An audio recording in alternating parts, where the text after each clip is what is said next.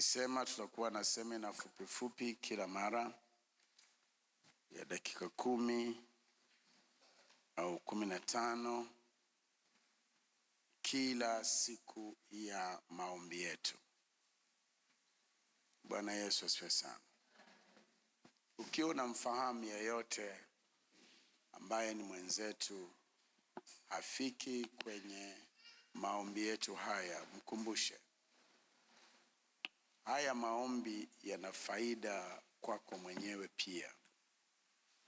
Na unaweza kukuta una vichangamoto vingi ambavyo vitayeyuka vyenyewe tu kwa sababu umeshiriki maombi.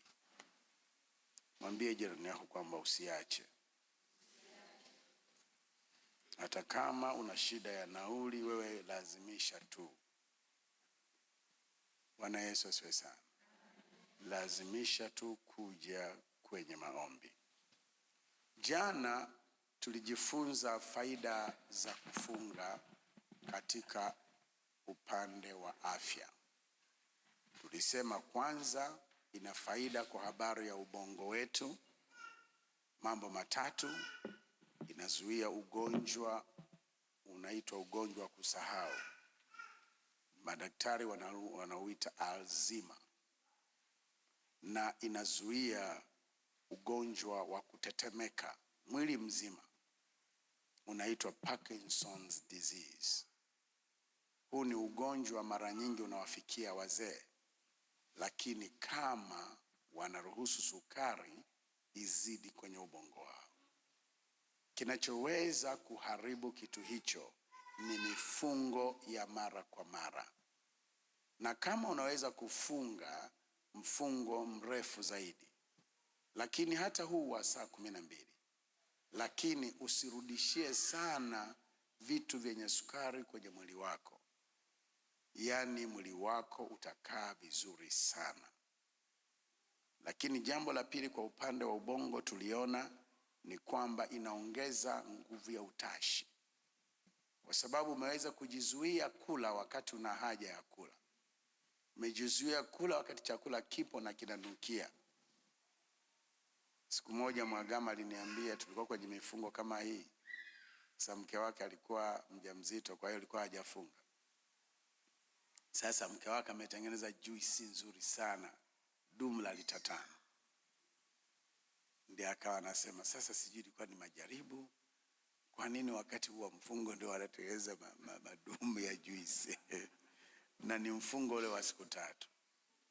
Umeona? Sasa unavyojizuia usile, usinywe wakati huo, unaongeza nguvu ya willpower. Willpower ni uwezo wa kukusudia mambo ukayasimamia. Inakusaidia, lakini inakusaidia pia kuwa na subira. Kiswahili kisio rasmi wanasema subra. Inakusaidia kuwa na subira. Subira, persistence, na hali ya kung'ang'ania jambo mpaka likatimia. Tena kwa upande wa ubongo wako na akili yako, ukifunga inakusaidia kitu kinachoitwa self control, uwezo wa kujizuia. Kuna watu wengine hawezi kujizuia. Anaenda kama mbwa anavyoenda mpaka akaliwe na chatu. Anaenda kokote mwili wake unakomwelekeza. Hawezi kujizuia. Utapata na kujifunza kujizuia ukianza kuwa unafunga mara kwa mara. Mifungo ni mizuri sana kwenye eneo hilo. Lakini kitu kingine, inaongeza uwezo wa kumbukumbu. Kufunga, haya ni mambo matatu kwenye upande wa ubongo wako unapofunga. Lakini kufunga kunasaidia kushughulikia kitu kinachoitwa msongo. Jana sikukitaja. Msongo. Kuna wakati mwingine watu wanakuwa na shida ya msongo mpaka wanapata magonjwa yanayohusiana na ubongo na akili. Yaani unapata sonona, unapata shida za kiakili mpaka unakunywa vidonge ili kukaa vizuri. unakuwa unaelekea kwenye upande wa kichaa. Kuna kichaa cha nje na kichaa cha ndani. Unakuwa na hali fulani hivi ambayo sio ya kawaida kwa wanadamu wengine. Hiyo hali unaweza ukaishinda kwa kufunga. Lakini tulisema mfungo unazuia kuvimba, viungo vyako kuvimba, mishipa ya damu kuvimba na vitu kama hivyo, ambavyo hivyo ndivyo vinavyosababisha hali ya kansa, ndivyo vinavyosababisha ugonjwa unaitwa ugonjwa wa yabisi, rheumatoid arthritis. Kwa Kiswahili tunaita ugonjwa wa yabisi. Mtu anakuwa na maumivu kwenye viungo mpaka vinaweza vikageuka vikawa vimeharibika, kama huwa mnawaona watu labda kidole tu kimekaa hivi hakitaki kunyoka, au vidole tu vinakaa hivi havitaki kunyoka, inaitwa arthritis, na kunakuwa na maumivu makali. Sasa hiyo unaweza ukaishughulikia, yaani ukaizuia kupitia kufunga. Lakini kwa wale wenye kisukari type 2, yani kisukari cha sukari kuzidi, huwa kabla ya hiyo hali kuna kitu kinaitwa insulin resistance, ambacho kinasababisha kongosho yako na dawa inayotokana na kongosho isiweze kushughulikia sukari mwilini mwako, ndio maana inaanza kupanda. Mifungo hufanya hicho kitu kisije, na hata kama umeshapata hiyo mifungo, itaanza kufanya kongosho yako ianze kufanya kazi. Kwa hiyo kubali kufunga, kwa sababu hakuna mtu atakayekuwa anakusimamia kwamba sasa funga, lakini kubali kufunga.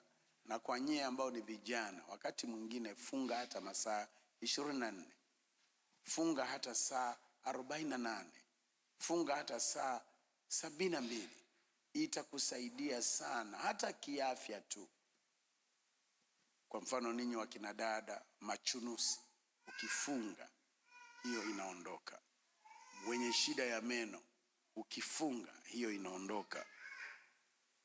Lakini kansa hulishwa na sukari. Unapoacha kula na ukawa umeacha kula vitu vinavyoingiza sukari mwilini, na sukari yenyewe moja kwa moja, unajiweka kwenye hali ya kuzuia kansa.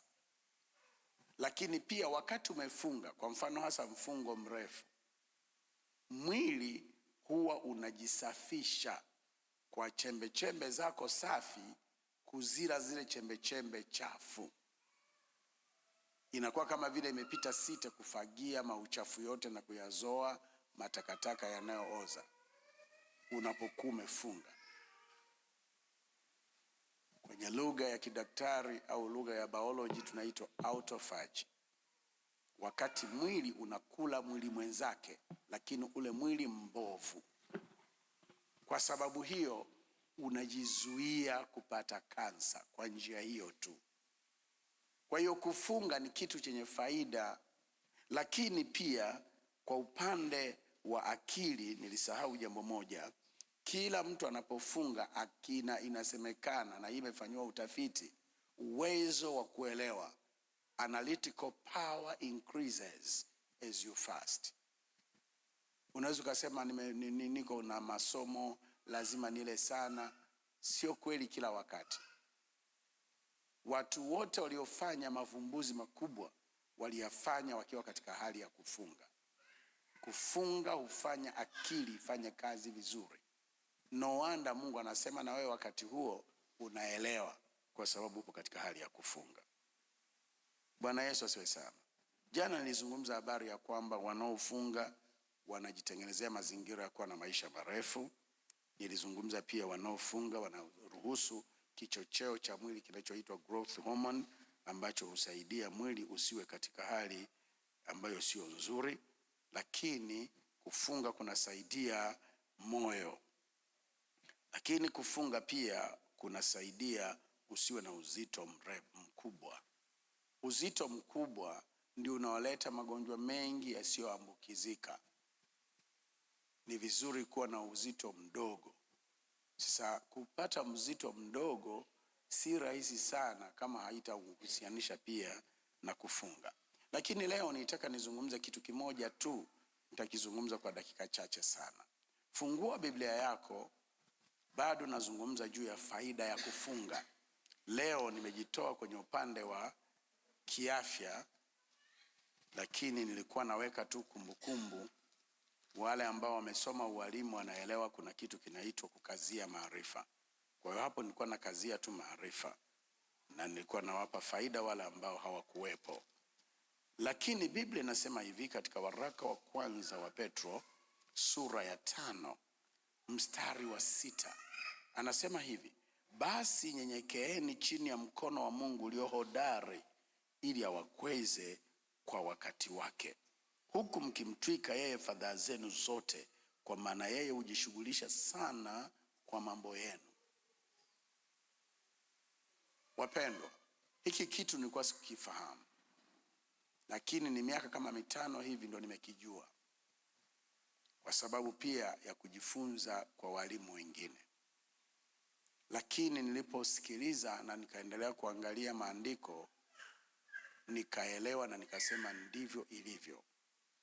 Ni kwamba hili neno basi nyenyekeeni chini ya mkono wa Mungu ulio hodari halitekelezeki kwa namna nyingine zaidi ya kuwa katika hali ya kufunga. Nyenyekeeni chini ya mkono wa Mungu ulio hodari halitekelezeki kwa njia nyingine isipokuwa wakati ukiwa umefunga. Wanazuoni wanasema wakati ukiwa umeacha kula, mambo yote yahusuyo mwili wako ambayo mengine yanapingana na makusudi ya Mungu huwa yanaishiwa nguvu. Kwa hiyo ni rahisi kujinyenyekesha chini ya mkono wa Mungu ulio hodari ukiwa umefunga. Kwa hiyo vijana na hata wakina baba na wakina mama wasiofunga kwa makusudi, labda uwe na changamoto ya kiafya inayokulazimisha kwamba usifunge, lakini nataka nikuambie kufunga ndio njia pekee ya kutimiliza mstari huu, kujinyenyekesha chini ya mkono wa Mungu ulio hodari. Maana Biblia inasema Mungu anawapinga wajikuzao. Sasa unaweza ukawa hujui kama mbele za Mungu wewe una kiburi. Unaweza usiwe na kiburi kwetu sisi wanadamu, lakini Mungu anaona kama vile una kiburi. Kuna kitu unachokitegemea, lakini unapoamua kufunga, you are humbling yourself before God. Na Mungu anaelewa kwamba mtu huyu mpaka ameamua kuacha masamaki yake, kingfish ziko hapo, sato ziko hapo, ameamua kuacha manyama yake, nyama ya mbuzi iko hapo, nyama ya ng'ombe iko hapo, ameamua kuacha maubobo yake, ameamua kuacha na hata matunda yake, kajinyenyekesha. Maana yake anautaka msaada wangu.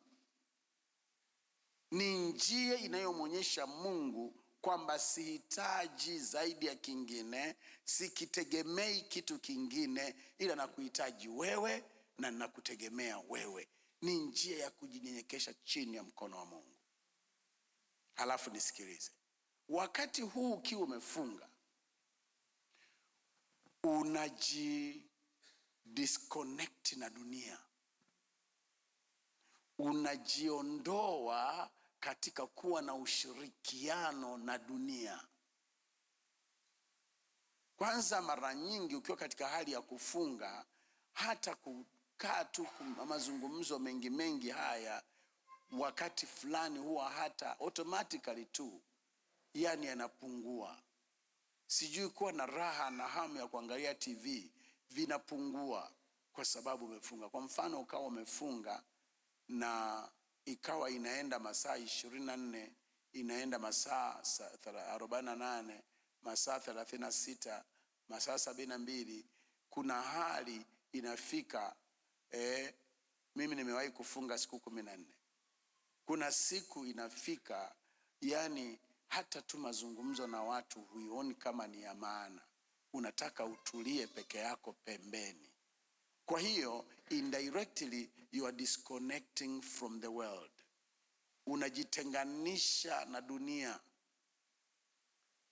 Lakini kwa sababu naomba, you are calling heaven, at the same time you are connecting yourself with heaven. Unaona faida yake? Yaani umeamua kufunga, unajitenganisha na dunia, unajidisconnect. Ni kama kulikuwa na bomba linatoka duniani, umelikata, lakini umeunganisha bomba litokalo mbinguni, umeunganisha waya utokao mbinguni. Kwa wakati huo unajazwa mambo ya kimbingu mbingu. Mwili wako hauna chakula, ndio umekuwa mdhaifu, lakini roho yako inapokea zaidi. Usisahau tulichojifunza juzi, ukiwa umefunga, roho yako inasikizishwa neno la Mungu. Simama.